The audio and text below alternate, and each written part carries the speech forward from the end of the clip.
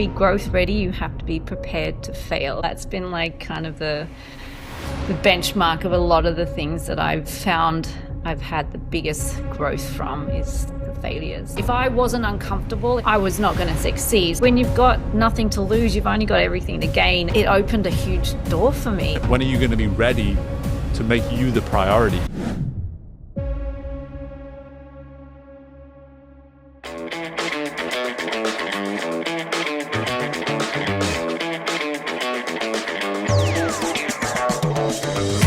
Hello there, it's me, Steve Mellor, and welcome in to GrowthReady, the podcast that allows high performers to reveal the reality behind what it means to ready yourself for growth, the personal and professional challenges along the growth journey, while also allowing the high performance executive coach in me to satisfy his curiosity toward what drives optimal performance.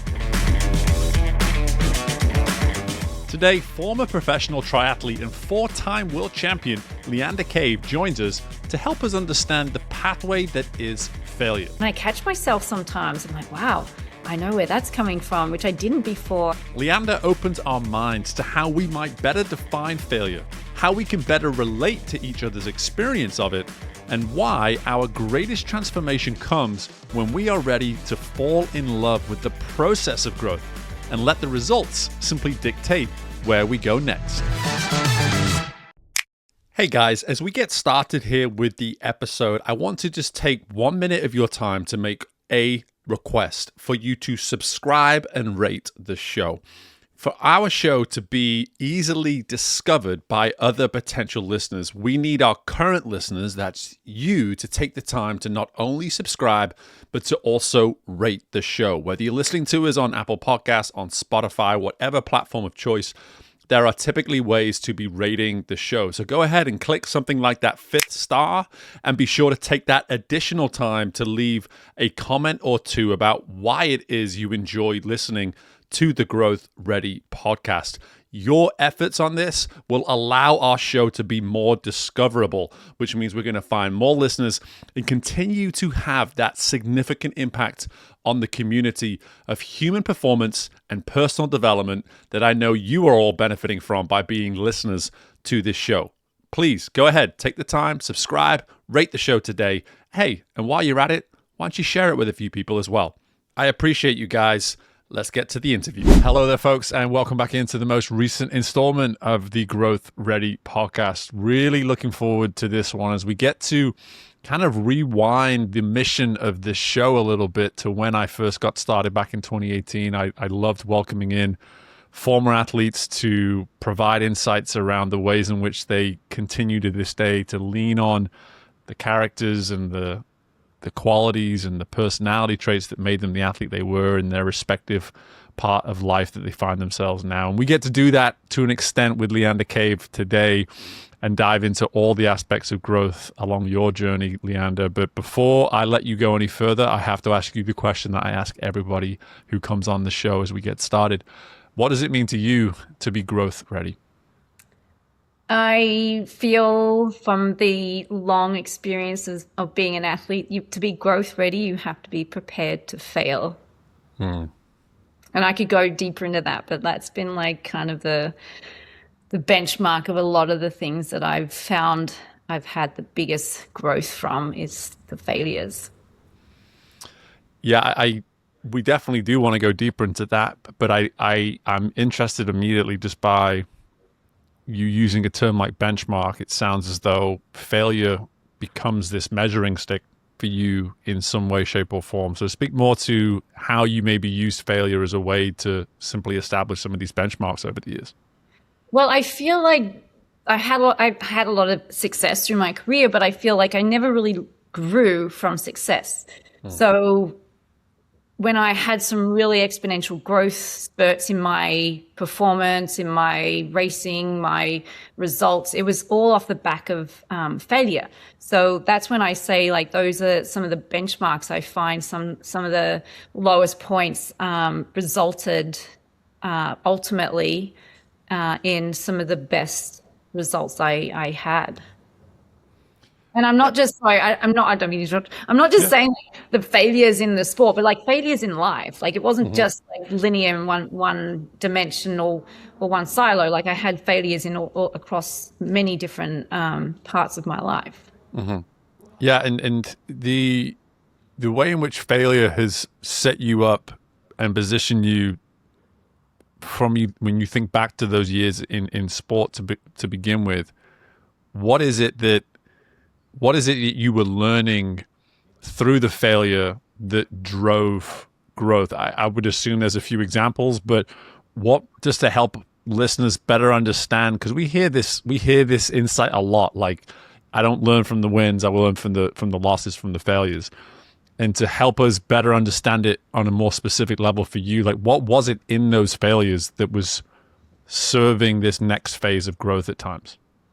Well, I think it comes down a little bit to what you frame failure as, and that could mean different things to different people or in just different circumstances. So, very early on, I didn't succeed. I mean, I have this Australian accent, but I was actually British, and I went back to race for Great Britain, and I just failed to make funding or so to have support from the federation. So it just it taught me to really grind and persevere and never be settled in this comfortable space.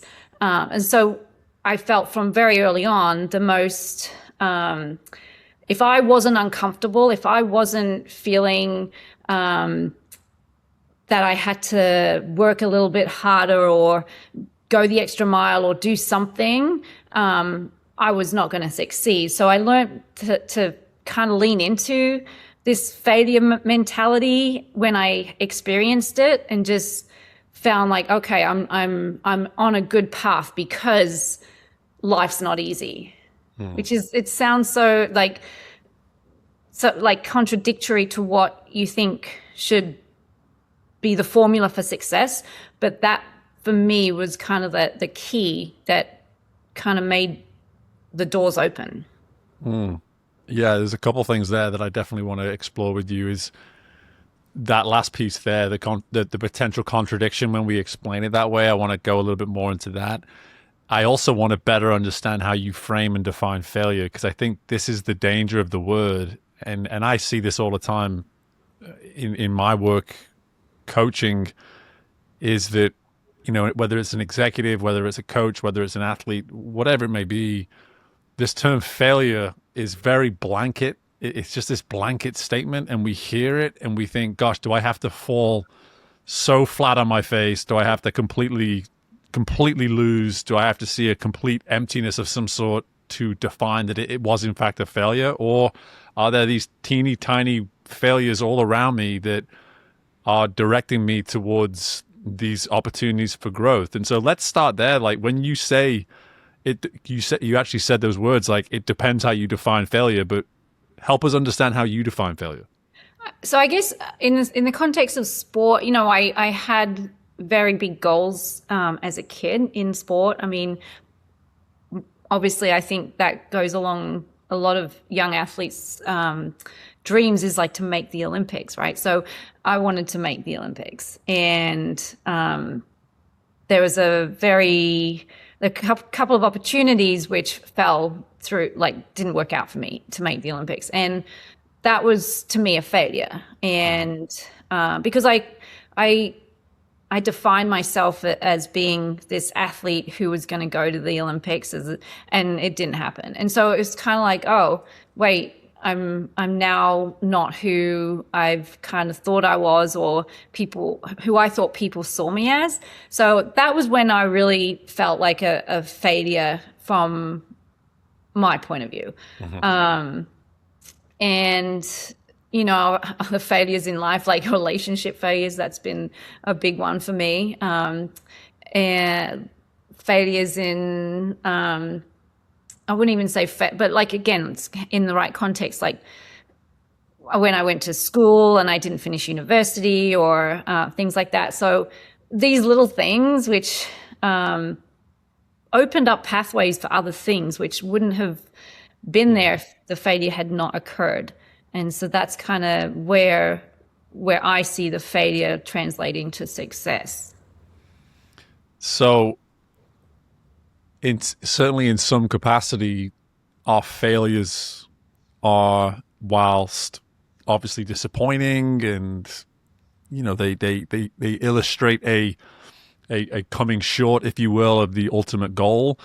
At the same time, there's an opportunity for this additional pathway to be presented because of it. And even as you're talking, we caught up for just a brief moment before we got started here, sharing some timelines of our own, of my swimming career along with your career. And I'm already now, I can't help but whenever we get on this kind of conversation, I start replaying, I start rewinding some of the old tape in my mind of different moments and, opportunities where a gold medal became a silver medal, and a spot in this final became the first alternate for that final. And you look at those moments and you go, man, what if, and why couldn't that have gone a different way?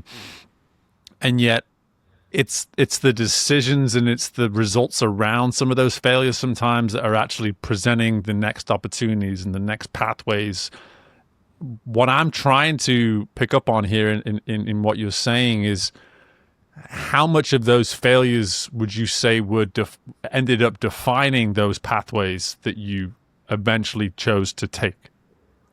I want to say all of them. And it's funny you should say, like, going back, having like some sort like what ifs or like regrets. And it's funny because I never had any of that. I never felt like, oh, I regret not being able to do this, or regret not being able to make that team. Or I never had that. I'm just like, okay, that's what I was saying. Like, I've just leaned into that idea as like this failure was just like a gateway for something else. It just opened up this space that didn't exist because of it. And I mean, like the cliche is like, one closed door opens another, that sort of thing, right? So I just really found that that's the path or the life I've been leading. It's never just been one linear idea is like, oh, this is where I'm going to be. And if I don't make this my life. So it's never had that much focus on one thing. Yeah. So let's talk more into that contradictory piece that you mentioned earlier as well. I think, it's like a relatability issue too. Is like, athletes seem to understand athletes, but so those that are not athletes have a really hard time sort of sometimes being like, yeah, I get what you're saying here. And the irony of all that too is, as someone who's migrated from the world of sport into the world of corporate, the worlds aren't too different. and we're very good at like pinpointing the world that we operate in and saying like, no one can possibly understand me outside of this tiny world that I operate in, whether it be that of a triathlete, whether it be that of someone who works in finance. Like, of course, those are two different worlds, but turns out that there are things that we can learn from each. So where do you think we get this? Where do you think this contradiction comes from, and why some of what you were saying earlier can sometimes be misunderstood? Well, I think because we have grown up in sports, so I think you learn very early on in like the idea of like losing, and that it's not always the winning race. It's sometimes a winning journey. And it's funny, I have a bunch of friends who were or are professional athletes, not just in triathlon, like yourself, swimmers. But and when we do get together and talk about these things, it's so funny how similar our conversations are.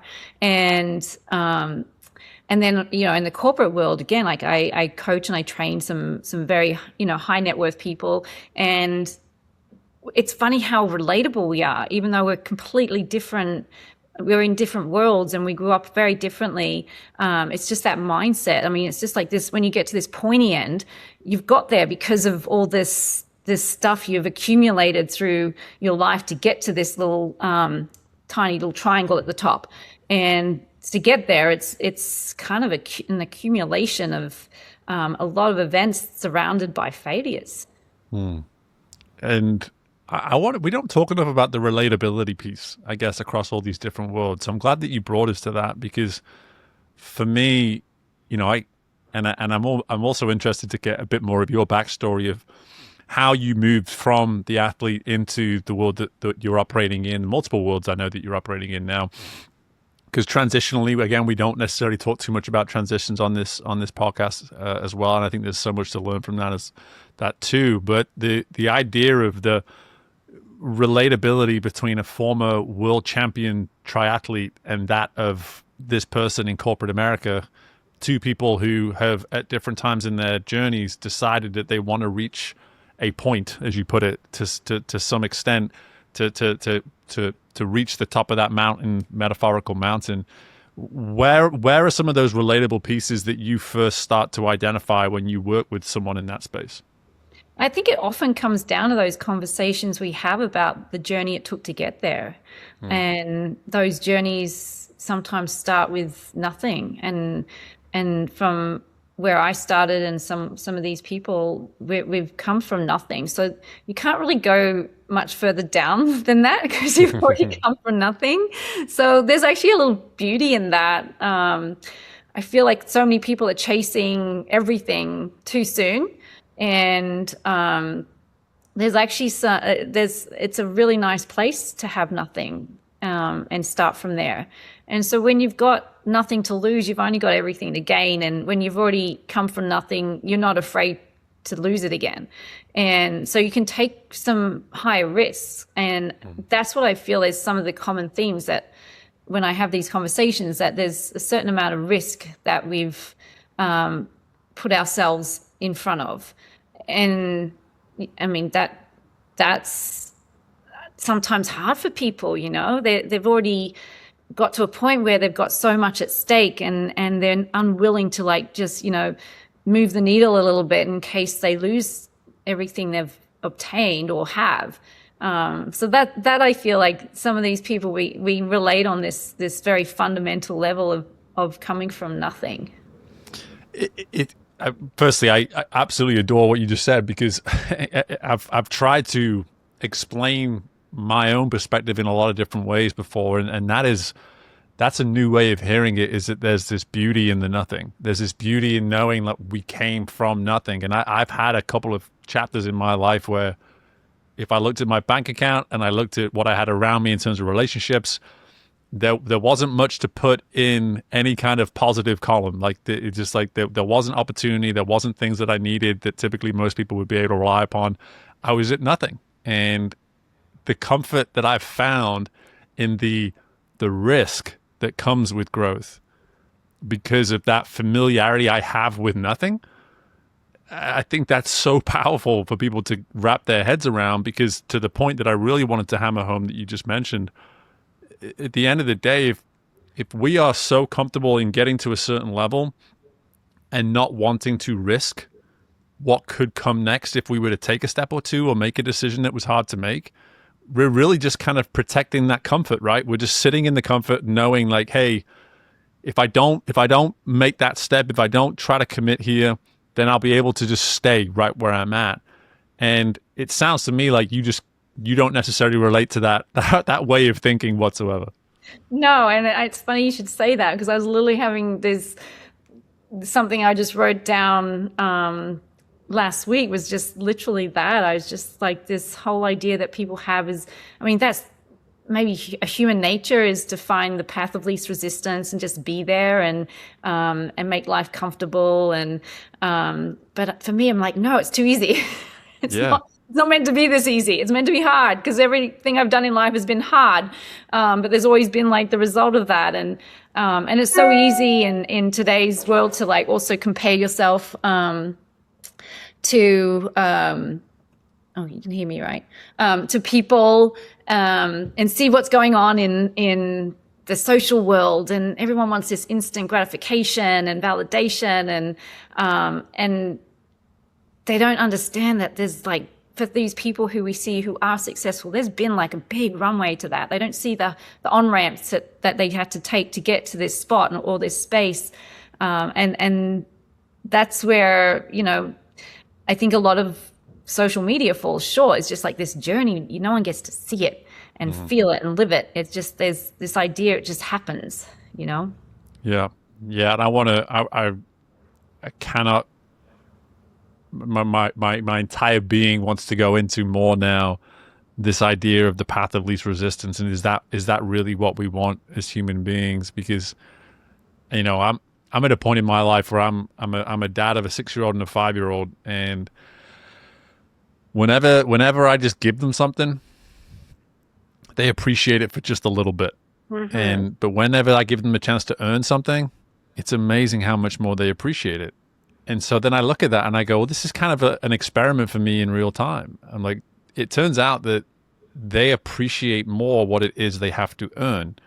And so much of what you're saying here is that it sounds like there's been a conditioning that's taken place where a lot of us have convinced ourselves that give me the path of least resistance to get the outcome that I want.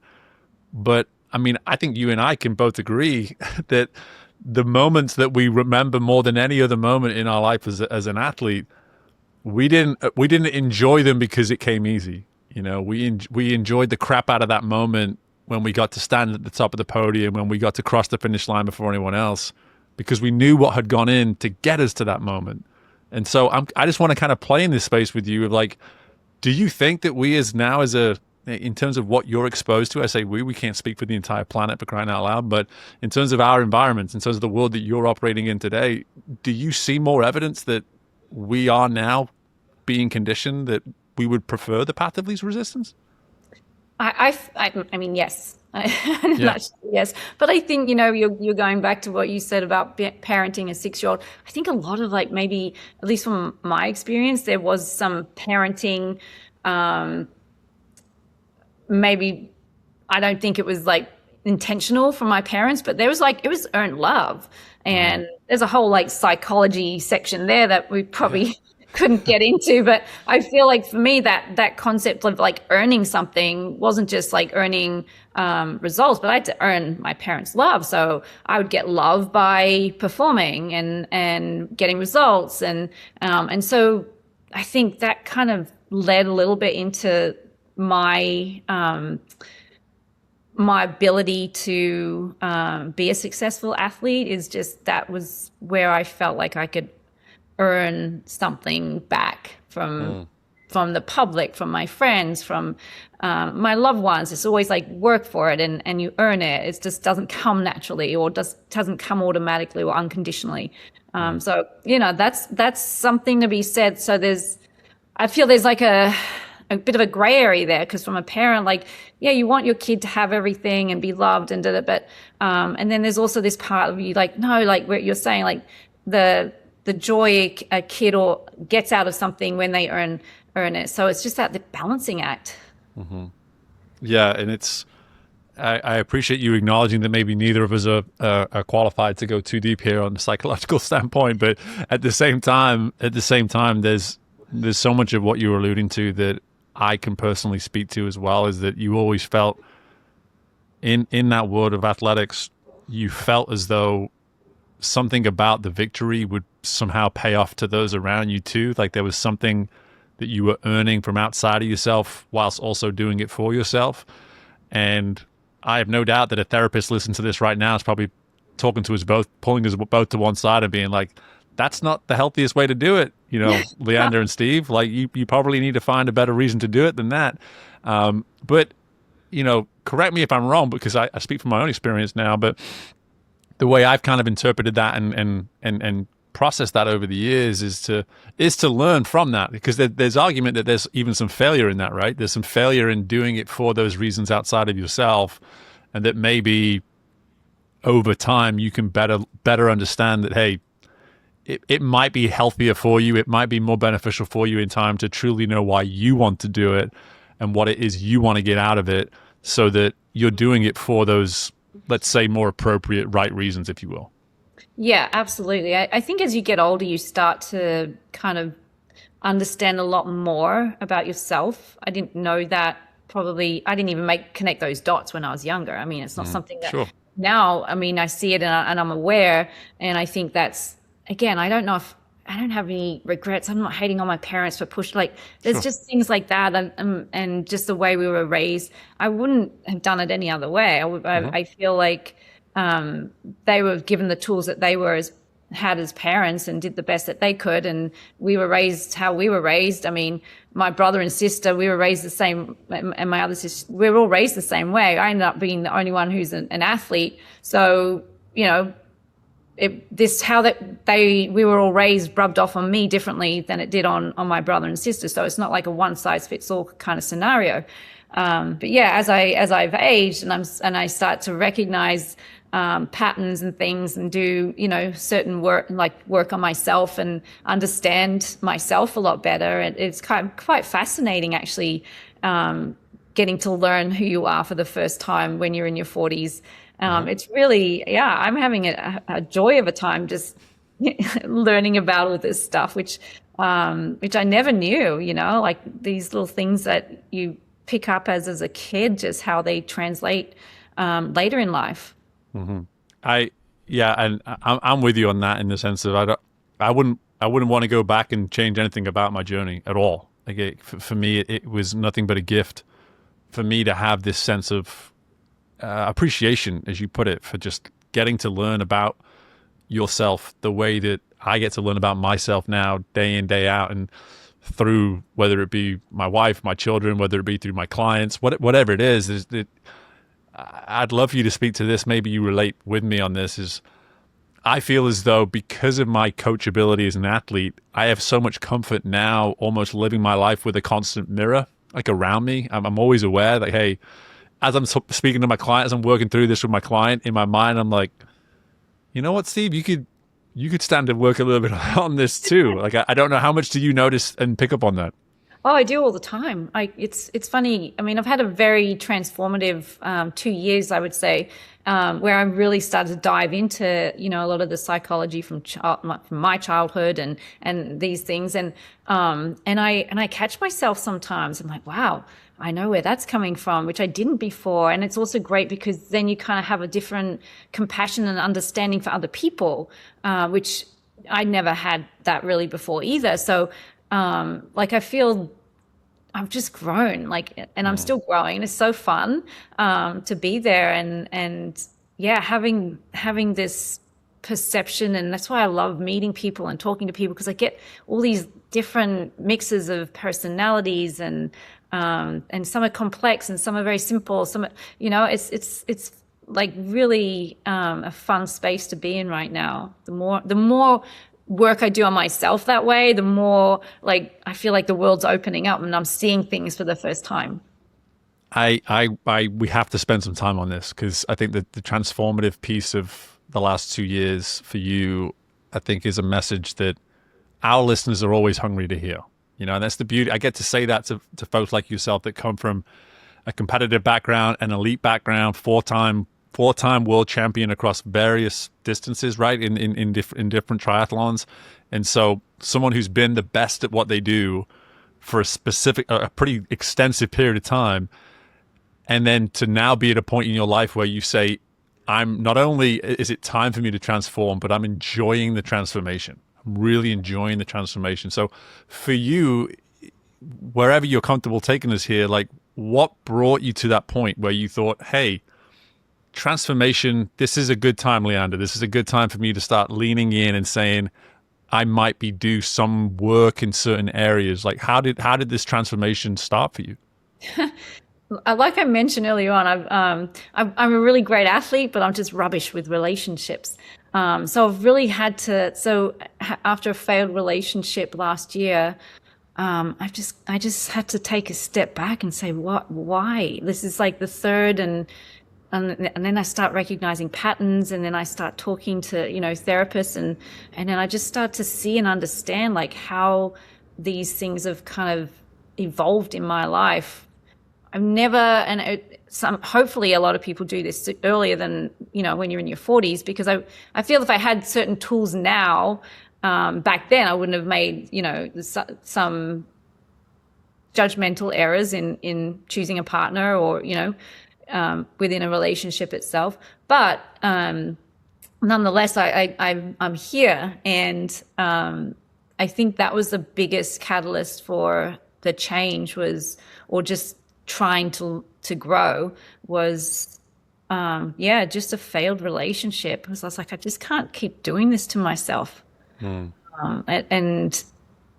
we've talked about failure in sport, but like failure in relationships is like equally impactful on your life. And again, it opened a huge door for me, what I've been able to do in this last year. And yeah, it sucked, the relationship, the breakup, all that, it sucks. But man, I have some gratitude for it, because it's just, I'm in such a good place, which as a human, as being able to grow and see and understand things, which I never thought I needed to, like, I didn't know I needed all this. I didn't know how much I didn't know. Right. I love that you put it that way, because two things there. Like, one, the not knowing what you don't know. I think we have to be so open to, really, the 2 points I want to make go hand in hand. Like, for you to get more comfortable with appreciating that you don't know what you don't know, and then for you also to mention on the front end that when that relationship failed, you were able to then say, I don't want this for me, or what can I do for me in order for me to get better outcomes, or for me to feel better about this moving forward. Something we speak on from time to time on this show is the selfishness, but the healthy selfish, like the healthy, like, hey, when do we want to start living this life, chasing this career, reaching this level of performance for me and only me? Like, how do I do this for me? And that's really, you talk about the other part of the growth ready question. It's like the readiness piece. When are you going to be ready to make you the priority? And I'm hearing that that's what's happened for you in the last 2 years. It's like at some point you've said, I'm ready for me to be the focus here, and to put me under the microscope in a way like I've never done before, to hear that you've now gotten this result, right? Yeah. And it's not a space where you kind of stay in. It's gonna, like, for me, I feel it's even evolving, like, each week. It's never gonna just be where I am now. And it's the same as an athlete. Like, you keep evolving, you keep growing, you keep learning these little things. And I guess it took me so long to get here for my personal life, because when you're an athlete, like, you're in this one lane. Yeah. And I think to be successful, you have to stay in that lane. And I see it a lot with athletes. Like, it's very hard to have and navigate a relationship while staying in your lane. Mm-hmm. Because those distractions, that time, that energy, you don't want to take it away from what you're trying to achieve. So, part of me, I mean, I had an 18-year career as a professional athlete, and that's a really long one. And in that whole time, I kind of stayed in my lane. Mm-hmm. So, I mean, part of me, I have to say, it's okay, Leanne, like, forgive yourself for, like, not doing this sooner, and learning what you needed to know in a relationship sooner, because, like, without that, I mean, I wouldn't have had the success. Mm-hmm. I mean, I'm not saying, again, like, I think there's a lot of athletes out there that have great relationships and are in great relationships, and I'm not saying that, but for me, that was just how it worked out for me, Mm-hmm. Yeah. And I can't overemphasize enough how long an 18-year professional athlete career is, because I'm sure I could go and find this number out, but I have no doubt that the actual average length of time of a professional athlete's career is about 3 to 4 years. Because for every 18-year career, there's probably about 12 to 18-month careers. And so, like, and that's not throwing shade over anybody that hasn't lasted beyond that time. It's more about just really emphasizing the endurance that it would have taken to remain in that kind of a lane for that length of period over your time, which allows me to kind of come to this point on high performance, because no one's ever going to try to argue with you that you are someone who would, I assume, associate with this concept of being a high performer. And when you think about high performance in terms of where you are now, having gone through the career in sport that you have, having made some of these transitions in the last few years, having gone through the work that you've done on yourself in the last year or two, I'm just curious now, like when I say high performance, how does Leanda Cave in 2026 define what high performance means to her? So I think high performance now has turned into a quest for longevity. And not just the physical longevity, but the mental longevity. I mean, you certainly see as you get older, especially when you've been so reliant on having a body that's, you ask something of it and it gives you what you demand. And then now you're like, oh, wait, it's saying no. And things aren't so good, like they used to be. It's not so easy to go out and do a workout or wake up in the morning or, keep the weight down, like all these little things. And then, especially as, a woman in their 40s, like there's a lot of us out there now who are my peers, and we're all having the same discussions about hormones and perimenopause. And it's all this stuff. And the reality is it hits you sooner or later. It's like, oh yeah, we're getting old. And how are we going to live as long as we possibly can? And so we're all doing this like dive into, all these kind of, fun things like red light therapy or hormone replace, all these things to help with, longevity, like life hacks, wellness hacks that we all talk about. So the conversation shifted a lot. And that's what's really funny right now is you start having these conversations, which are so far from performance, but more in the line of like, oh, let's keep doing this so we can live longer. Well, that's it. That's such a. I love the way you've taken us, because the performance piece of this is like, do you consider yourself still a performer of any kind? Like, do you feel as though you relate with this term, performance? I think not in terms of getting results so much as not like the results on paper. Like I'm not like results, the physical results that I want to see at my age. That's kind of where I see myself performing. And like doing those little workouts. And that's where I feel like you have to kind of mentally still be able to push. And I thought at one point when I retired, I'm like, yeah, I'm never going to do anything hard again. I'm never going to hurt. And then all the science is saying, no, we should be doing HIIT workouts, we should be going to the gym and like lifting heavy. And I'm like, oh my gosh. But then, I'm like, all right, I'm going to jump on board. And it's that sort of stuff is where I'm in the gym and I'm like, okay, now let's see what I can lift, or let's see how much I can squat. Like that sort of stuff, it might not be like as a result, like getting over the finish line in first or whatever, but it's kind of a different performance. Like, okay, let's see if we can keep rewinding the clock here, or at least not make it go the other way, and try and stay as fit and strong as I possibly can as I, progress through life. Mm-hmm. Yeah, and there's so many words that you've used here in the last few minutes that are very process-oriented. The quest for longevity, like those two, quest and longevity. Like longevity isn't really a result; it's not a destination. It's an ongoing result, if you will. And quest speaks for itself.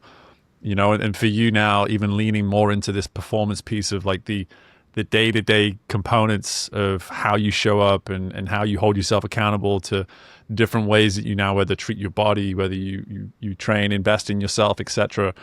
I think there's so much in that answer for me to ask you what high performance means to you now. I'm personally encouraged to hear that you're able to evolve, to use one of those words you used earlier, like you've evolved now into this version of yourself where there's not such a black and white component to the outcome of high performance as there was probably when you were in that world of sport. But I don't think anyone listening to this can never hear that too much, because I think it's so important that we don't get so wrapped up in high performance as a be all end all outcome, because that's typically when we go down these paths, right, that are no longer actually serving that potential outcome. Yeah. That's true. It's funny because I think it was at the airport. I was traveling recently and someone recognized me and they're like, oh, Leanda, what are you training for these days? And my answer was literally like, to live forever. Because I really like, that's all my goal is now. I just want to live as long as I can in a healthy body. I don't like seeing, I mean, we've got parents, and my mum passed last year. So, you know, that was also adding to my year of growth.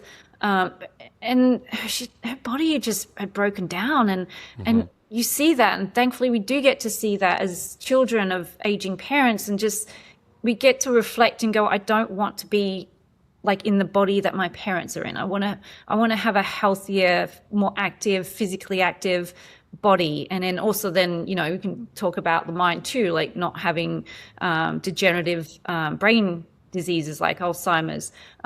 So those, you know, these sorts of things. And I want to live as long as I can in a really healthy way.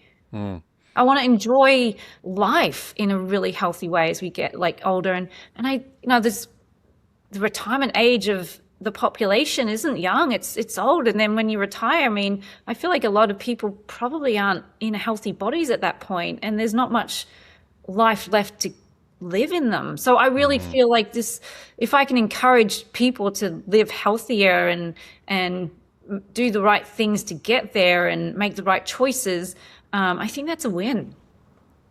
I mean, if there's any call to action that comes out of our 39 minutes of talking already, it's that.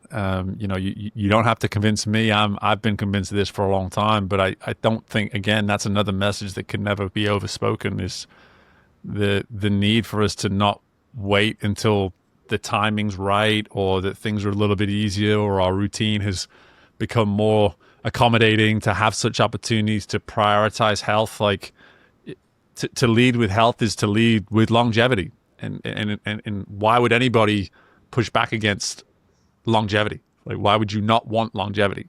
You know, especially when it's what I always love saying to our guests, is that we don't need to talk around these topics on this show, is that we recruit listeners who want to get encouragement on these very messages. Like, that people aren't tuning in to have an excuse to eat poorly and to sleep badly and to not take care of themselves. That's not why they're listening to the show. So for me to hear you speak to that is so encouraging for our listeners, encouraging for me. But I now want to speak more to the here and now, and where we're going from here in terms of where you find yourself today, and some of the areas that you're now trying to bring value to on a professional level. So you've alluded to some of the coaching work that you're doing right now, but at the same time, I know you've been consistently working on different areas that you can bring value in this next chapter of your life now. So what does growth look like for you now moving forwards on a more professional basis? Well, professionally, I mean, as you can see, I have my best buddies shirt on. Yeah. I work for a charity, and I always have had a philanthropic side of me. I think I've been supporting charities for, gosh, well over 20 years, from Lou Gehrig's disease, cancer, Best Buddies, which is individuals with intellectual and developmental diseases. So, and I've been involved with this charity for 13 years, and now I'm actually working for them. So that's one of my big things. And I think, you know, we look at longevity sometimes in just a physical sense, but I think when you give and you help others, it's like that brings longevity too, because you have purpose. If you don't have purpose in life, I feel then you're kind of you don't have the direction. Like, why would you want to keep living if there's no purpose? So it helps find purpose. And then it helps find that community. It helps find friends. You get all this stuff all in one. Like, it's such a great thing being able to give back. So that's been a big part of, you know, the next chapter. I call it Leanda 2.0 now, because like I'm not an athlete anymore. And then I also, I did a TEDx talk, my first one, a couple of weeks back, and oh my gosh, I loved it. It was my first one, so I stumbled a little bit, but I just loved putting the message together. I love being able to talk and inspire and share my journey with people. And this was, you know, for young people. It was a university, so they're just like at the ripe, ready and picking age where, you know, life's still a big oyster to them. And it's so exciting for them. And I really I felt like I had some really, really strong message to give them. So that was something I want to do more of. And yeah, the coaching stuff, I feel like it's part of my DNA. I mean, I can't do the performance side myself anymore, but being able to help others reach their goals and to get them, again, like, might not just be performance, but it might be to be healthier, to be a better version of themselves, like all that stuff. So for me, that is really, so it's like these three silos I'm trying to, I'm not so much in one lane anymore. I'm kind of like doing all these things. And then, you know, my project of working on myself is also a big part of the who I am today. Mm-hmm. Well, I'm glad you added that piece at the end too, that you consider yourself part of the professional project. Like that's we don't hear that enough. Like it's so easy to make that this separate compartment over here, and it's just like when I have the time, I'll do the workout. When I have the time, I'll make time for philanthropic endeavors, whatever it might be. And yet you're bringing it into one of now 4 lanes that you're operating in on a professional basis. I have to go to the TEDx because I would like to think that it's going to be coming out later this year on some platform of some kind. Mm-hmm. But at the same time, what was it on? I want to hear what was it about? So my title was "Failure is the Force That Shapes You," which, you know, considering how you can see why that's such a natural topic for me to dive into. Absolutely. And so the part of this that I'm so encouraged by, that I want everyone to hear, is that you said your first TEDx. You didn't have to say that. A lot of people will say, I did a TEDx, and that's it. You said first TEDx. And so that makes me think that you might want to try it again. Oh, I'm ready. I feel these are why, you know, when I mentioned like something that I'd written down and thought about earlier, just, you know, the concept of like being uncomfortable is where you should feel comfortable. When you're comfortable, and it's, you know, you're not going to progress. So that is probably going to be the topic for my next one, because yeah, I really feel like I've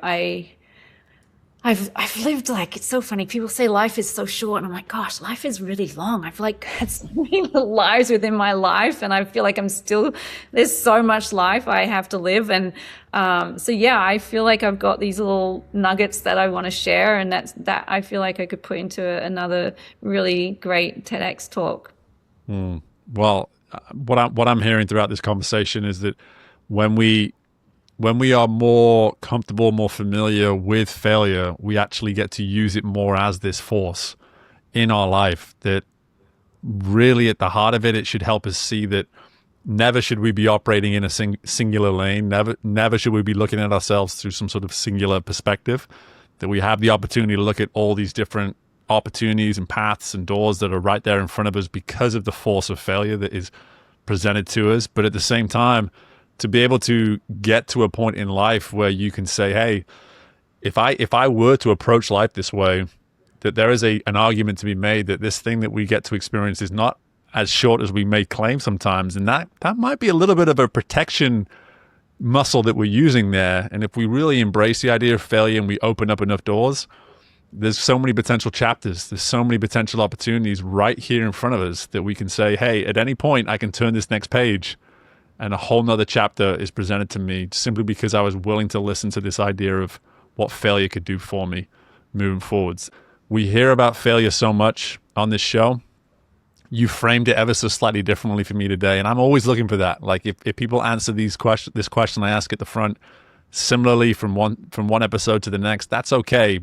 But can we find contextually what that word means to you and why it means that to you, based on your specific journey? And so, Leanda, for all of this, I'm so grateful. And before I let you go, if we were to want to learn more about Leanda Cave, and maybe she's working on a number of different things right now, whatever it might be, where might we go to learn more about you? I think the most active platform is Instagram. Just at Leanda Cave, or at Leanda Cave Coaching is another one I have. They're typically where I put everything out that's happening in my world.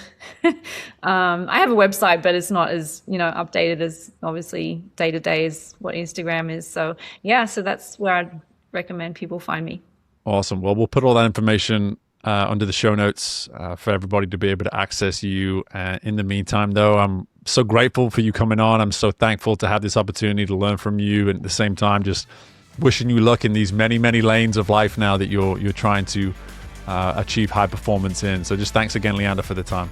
Thank you. Thanks for having me. This has been great.